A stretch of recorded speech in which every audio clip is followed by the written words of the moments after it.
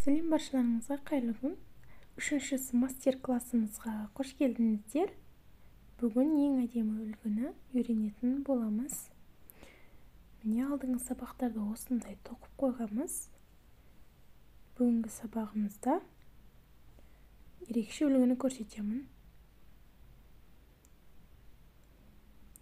Егер сабағымды енді көріп отырған болсаңыз, алдыңғы мастер-класс бірінші, екінші сабақтарды көріп шықсаңыз, сізге бұл сабақ өте оңай көрінеді. Ең алдымен крючогымызға осылай жібімізді өткізіп аламыз, айландырып. Сосын сол тұрған қасындағы тесікке жіп өткізіп, бірінші екеуіні, сосын мына тұрған екеуіні біріктіреміз.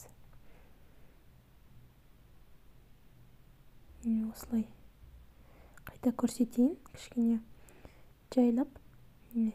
Екі жіп орадық, бір, екі. Қазір кіргізіп тағы жіп шығарсақ, үш жіп болады. Үш жіп.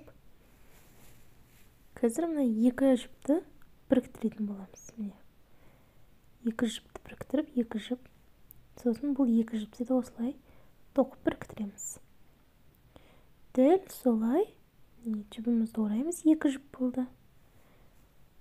Крючокты кіргізіп жіп шығарамыз, үш жіп болды. Екі жіпті бірдей қосып жібереміз. Бұл екеуін дәл осылай бірдей қосып жібереміз. Дәл осылай қайта-қайта қайталап көп рет тоқысаңыздар, қолыңыз келісіп, барлығы бір реттей шығатын болады, әдемі болып.